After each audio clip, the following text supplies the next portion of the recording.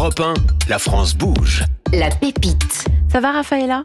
Très bien. On est content de vous avoir aussi ce soir sur Europe 1, de découvrir Yacon & Co, entreprise qui est née en 2021. Vous avez 33 ans, Raphaëlla. Vous avez fait des études à l'Université Paris-Dauphine. Vous avez vécu au Canada. Mais au fur et à mesure, vous avez voulu monter votre entreprise. Ça vous est arrivé quand ? Quand est-ce que vous avez eu le déclic ?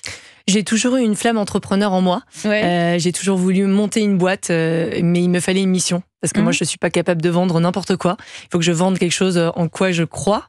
Et c'est le sirop Yacon qui m'a fait un déclic. Le déclic, c'est aussi parce que vous avez eu des petits problèmes de santé. C'est pas venu comme ça un beau matin en vous réveillant. Vous vivez à New York. On est en quelle année là ? On est en 2016. 2016, vous vivez à New York. Vous mangez ce qu'on normalement. Sauf que beaucoup d'inconfort, beaucoup de ballonnements. On peut y aller, des problèmes digestifs. Et là, vous dites qu'il y a un problème. Exactement. En fait, j'ai toujours eu conscience de l'alimentation santé, mais je pensais que je faisais bien.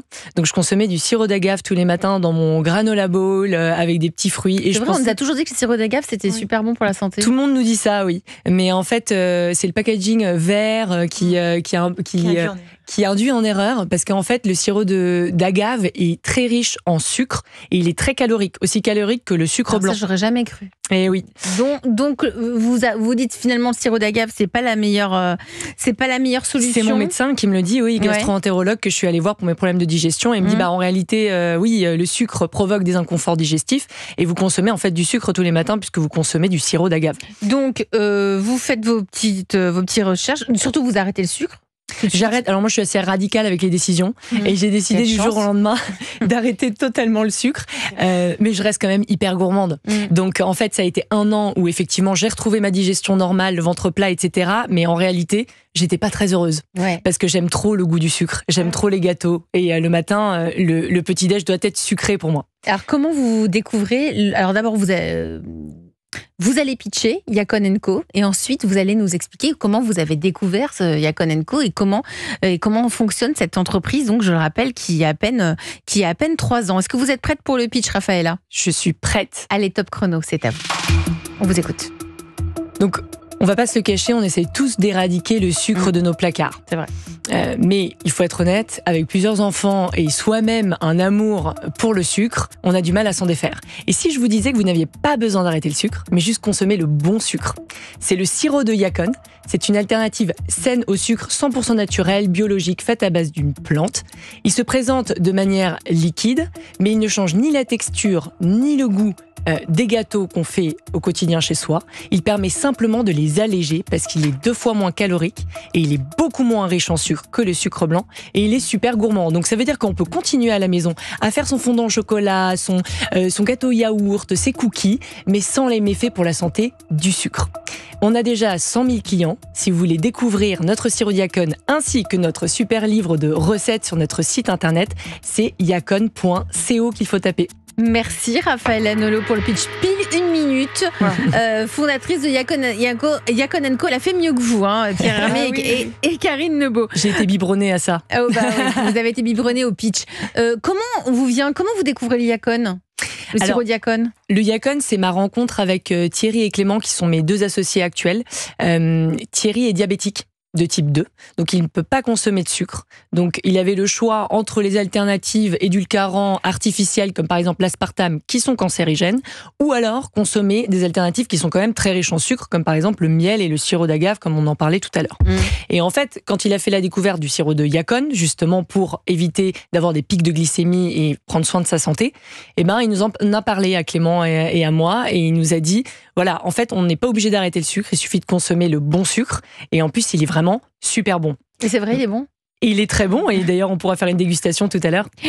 Donc, votre associé vous en fait part, et là, vous lancez votre entreprise, mais sauf que la pousse du Yacon, c'est pas en Bretagne. Non, le Yacon, il pousse au Pérou, donc un pays extraordinaire où il y a aussi donc le chocolat de Pierre Hermé. Et donc, il pousse au Pérou parce qu'il a besoin d'une altitude de 3000 mètres, où en fait, c'est ça qui lui confère ses valeurs nutritionnelles extraordinaires, parce que j'ai oublié de le dire tout à l'heure, mais non seulement il n'est pas mauvais pour la santé, mais en plus il est bon parce que c'est le seul sucre qui est riche en fibres, plus riche qu'un légume. Donc c'est quand même assez extraordinaire. Donc on améliore justement son microbiote intestinal et puis sa santé générale. Donc, vous avez, au début, quand vous avez lancé l'entreprise Yacon & Co, Raphaël Anolo, vous avez commencé de zéro. Première année, vous avez fait un bon emprunt bancaire concernant le financement. Oui, on a commencé avec un emprunt bancaire. Ça nous a permis de démarrer assez rapidement parce qu'en réalité, il y a eu tout un tas de bad buzz à propos du sucre depuis quelques années. Donc tout de suite, les personnes se sont dirigées vers le sirop Yacon. Donc ça a été assez facile pour nous, en 3 ans seulement, de faire une croissance assez exponentielle. Oui. Combien coûte le petit pot que vous avez apporté ce soir ?